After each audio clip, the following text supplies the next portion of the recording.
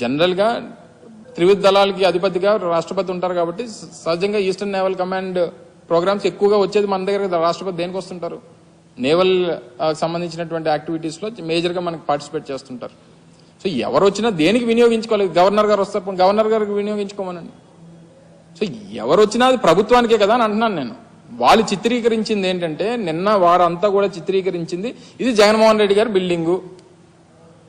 జగన్మోహన్ రెడ్డి గారి బిల్డింగ్ ఒకవేళ మళ్ళీ ముఖ్యమంత్రి గారు ఏంటంటే బహుశా ఆయన అక్కడి నుంచి పరిపాలన చేసేవారేమో.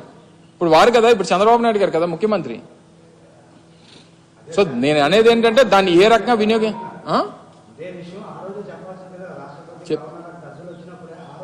ఆ రోజు మా ప్రభుత్వ విధానం విశాఖపట్నం నుంచి పరిపాలన చేయాలనేటువంటిది మా ప్రభుత్వ విధానం. మొన్న ముఖ్యమంత్రిగా జగన్మోహన్ రెడ్డి గారు ఎన్నికై ఉంటే విశాఖపట్నం నుంచి ప్రమాణ స్వీకారం చేస్తామని చెప్పాం. సో మా పాలసీ మాకుంది, మా విధానం. సరే, ప్రజలు ఒక నిర్ణయం తీసుకున్నారు, తెలుగుదేశం పార్టీకి అధికారాన్ని ఇచ్చారు.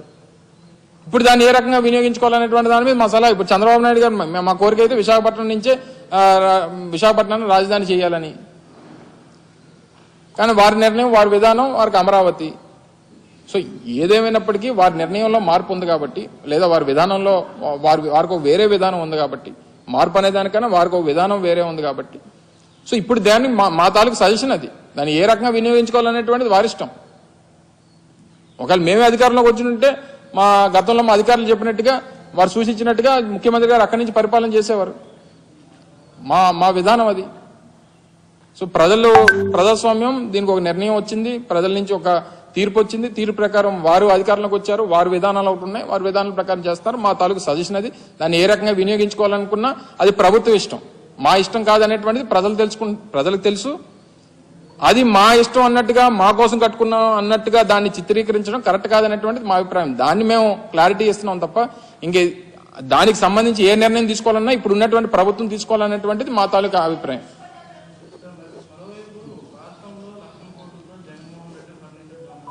ఏడిది దొంగతనం ఏ మాటలు మరి. అంటే నేను కూడా మంత్రిగా ఉన్నాను మొన్నటి వరకు. మా క్యాంప్ ఆఫీసెస్ ఉంటాయి. క్యాంప్ ఆఫీసెస్లో ఫర్నిచరో లేకపోతే ఇంకోటో ప్రభుత్వానికి సంబంధించినటువంటివి మేము వాడుకున్నప్పుడు మాది టర్మ్ కంప్లీట్ అయిపోయిన తర్వాత మీరు ఏమేమి ఇచ్చారనేటువంటివి మళ్ళీ వాళ్ళకి అప్పచెప్పేటువంటి కార్యక్రమం చేస్తాం. ఇవి కాకుండా ఇంకేదైనా ఉంటే వాళ్ళని తెలియజెప్పమని చెప్తాం. లేదా కొన్ని సందర్భాల్లో ఏమంటారంటే ఇవి మిస్ అయ్యానో లేకపోతే ఇవి రాలేదనో ఈ టైంలో దీనికి ఇది డబ్బులు కట్టమని చెప్పి వారు ఓసారి కోరుతుంటారు. కోరినప్పుడు డబ్బులు కట్టేసి క్లియర్ చేసుకునేటువంటి కార్యక్రమం చేస్తాం. ఇప్పుడు నేను మొన్న విజయవాడలో మన క్యాంప్ ఆఫీస్ వెకేట్ చేసినప్పుడు గవర్నమెంట్కి సంబంధించినటువంటి కొంత మెటీరియల్, కంప్యూటర్స్ కానీ లేకపోతే కొన్ని అదర్ సిస్టమ్స్ కానీ ప్రింటర్స్ కానీ ఇలాంటివి ఉన్నప్పుడు జిఏడికి వాళ్ళకి ఇన్ఫార్మ్ చేస్తాం, లేదా కన్సర్న్ డిపార్ట్మెంట్స్కి ఇన్ఫార్మ్ చేస్తాం, వచ్చి దాన్ని టేక్ ఓవర్ చేసుకోమని చెప్పి మనం ఏదైతే పంచనామా కింద రాస్తామో వాళ్ళు అన్ని రాసుకుని వెళ్ళిపోతుంటారు. ఇది ప్రొసీజర్. జరిగి ప్రభుత్వం వాళ్ళు 4వ తారీఖున అధికారంలోకి వచ్చారు. అధికారంలోకి వచ్చిన తర్వాత మరుసటి రోజే మేము సీఎం క్యాంప్ ఆఫీస్ నుంచి ఇంటిమేట్ చేశాం. హ్యాండ్ ఓవర్ చేయాల్సినటువంటి అన్ని హ్యాండ్ ఓవర్ చేస్తాం. ఇంకా ఏమైనా ఉన్నాయనుకో చెప్పాలి తప్ప ఇదేంటిది నాకు తెలియక అడుగుతాను. వాళ్ళు ప్రభుత్వాల్లో ఉన్నారు కదా, వాళ్ళు గతంలో పనిచేశారు. ఒక్క ఇరిగేషన్ గెస్ట్ హౌస్ ఇవన్నీ మాట్లాడుకుంటున్నాం మనం. గతంలో దేవినేని ఉమ గారు ఇరిగేషన్ మంత్రిగా ఉన్నప్పుడు విజయవాడలో 45 కోట్ల రూపాయలు పెట్టి ఇరిగేషన్ గెస్ట్ హౌస్ కట్టాడు. ఎవరి డబ్బు మరి అది? అన్నీ మనం మాటలు తవ్వుకుంటే 100 బయటపడతాయి.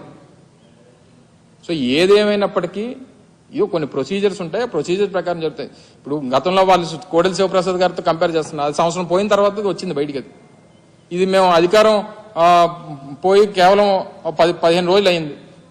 15 రోజులు కూడా పూర్తి కావలేదు. ప్రొసీజర్ ప్రకారం అని జరుగుతుంటే వాళ్ళు కన్సర్న్ డిపార్ట్మెంట్కి ఏమైనా ఉంటే వాళ్ళు అయితే రేట్ కడుతుంటారు, లేకపోతే మనకు ఒకవేళ మెటీరియల్ ఉంటే వాళ్ళు తీసుకెళ్లిపోతాం, మనం హ్యాండ్ ఓవర్ చేసేస్తుంటాం. ఇది ప్రొసీజర్ ప్రకారం జరిగేటువంటిది. ఇంక వారికి ఏది నోటుకు వస్తే అధికారంలోకి వచ్చాం కాబట్టి ఏది పడితే అది మేము మాట్లాడతాం, ఏది పడితే అది అబాండాలు వేస్తాం, ఏది పడితే అది మేము చిత్రీకరిస్తామని అంటే సిస్టంలో కొన్ని ఇవి ఉంటాయి. అందులో కూడా కొంతమంది సీనియర్ మినిస్టర్లు ఉన్నారు, గతంలో పనిచేసినటువంటి వారు ఉన్నారు. ఇవన్నీ కూడా కొంత ఫాలో అయ్యి ప్రోటోకాల్స్ ఫాలో అయ్యి మాట్లాడితే మంచిది అనేటువంటిది మా అభిప్రాయం. Right, thank you.